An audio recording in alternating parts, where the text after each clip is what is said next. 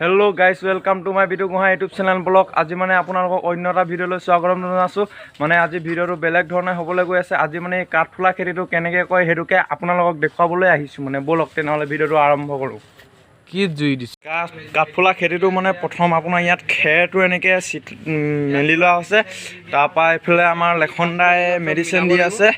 এই মেডিচিনটো কি মেডিচিন ন লেখনদা? কেছ পাৱাৰ কেছ পাউডাৰ। এই মেডিচিনটো দিলে মানে কাঠফুলাটো ভাল হয় আৰু ন? খেৰটো গেলিবলৈ নিদিয়ে এই মেডিচিনটোৱে। আৰু খেৰটো মানে পূৰা ষ্ট্ৰং কৰি থয়। সেইটোৱে মানে পূৰা এনেকৈ চব মিলাম আৰু খেৰটো নেগেলে। তাৰপিছত আপোনাৰ কাঠফুলাটো এনেকৈ ওলাবগৈ 20-25 দিনৰ পিছত। এনেকৈ আমি পেকিং কৰিব লাগিব। কাঠফুলাটো এইটো পূৰা মানে খাবলৈ পায় মানে পূৰা এইটো কাঠফুলাটো। এইফালে ওলাইছে, এইফালে দেখুৱাই আছোঁ আপোনালোকক কাঠফুলাবোৰ। মানে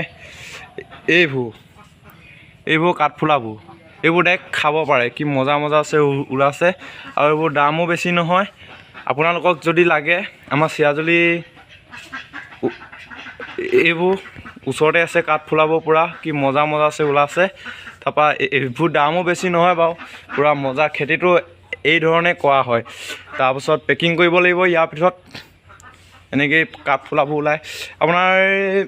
আপোনালোকৰ এই পাকেটটো ভৰাৰ পাছত আপোনাৰ এক মাহ সময়তে পূৰা কাঠফুলা ওলাই যায়। মানে পূৰা খাব পৰা হৈ যায়।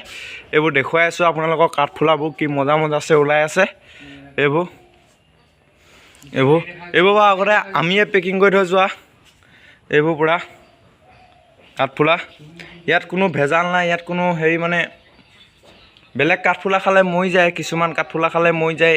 এইবোৰ কাঠফুলা খালে মৰা কোনো চান্সেই নাথাকে। পূৰা মানে ইয়াত গেৰাণ্টি আছে। মানে ইয়াত এইটো চূণটো চালি দিয়া হৈছে। এই চূণটো পোক পৰুৱা নাহিবৰ কাৰণে মানে দিয়া হৈছে। পূৰা মেডিচিনটো ওপৰতে চূণটো পূৰা এনেকৈ চালি দি আছে। পোক পৰুৱা নাহিবৰ কাৰণে চূণটো দিয়া হৈছে মানে।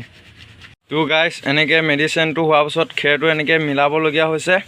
পূৰা মিলাব লাগিব খেৰটো। তাৰপিছত পূৰা মাছৰুম পেক কৰিব লাগিব। মানে ইয়াত মানে হাণ্টাৰ আৰু ভেবিস্কিন মেডিচিনটো মিলোৱা আছে। তাৰপৰা ইয়াত খেৰত পূৰা ছটিয়াই দিয়া হ'ব। মানে ইয়াত এইটো পূৰা দি দিছে। এতিয়া খেৰটো পূৰা মিক্স কৰিব লাগিব ন। হাণ্টাৰ আৰু ভেবিস্কিন ঔষধটো চালি পূৰা মানে দুটা মিক্স কৰি দি দিছে পূৰা এইফালে। গাইজ এই খেৰত মানে পূৰা মেডিচিনখিনি মিলাই হৈ গ'ল।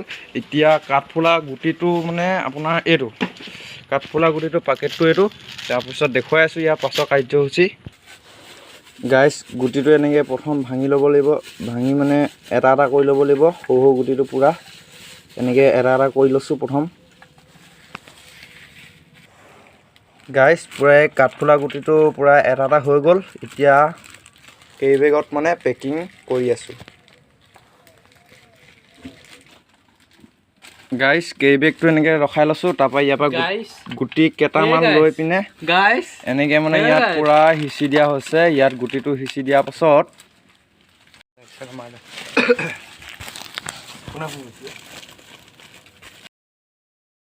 গাইজ এইটো পূৰা কেৰিবেগ পেকিং হৈ গ'ল। ইয়াত আৰু আপোনালোকৰ 1 মাহৰ পাছত ইয়াত পূৰা কাঠফুলা ওলাই যাব। পূৰা কাঠফুলা খাব পাৰিব। তেনেহ'লে ভিডিঅ'টো যদি চাই ভাল লাগিলে লাইক কৰি দিব। গাইজ যদি ভিডিঅ'টো চাই ভাল পালে লাইক কৰি দিয়ক, কমেণ্ট কৰি দিয়ক, শ্বেয়াৰ কৰি দিয়ক, লগতে ছাবস্ক্ৰাইব কৰি দিয়ক। তেনেহ'লে আজিলৈ পাই অন্য এটা ভিডিঅ'ত লগ পাম। Bye bye.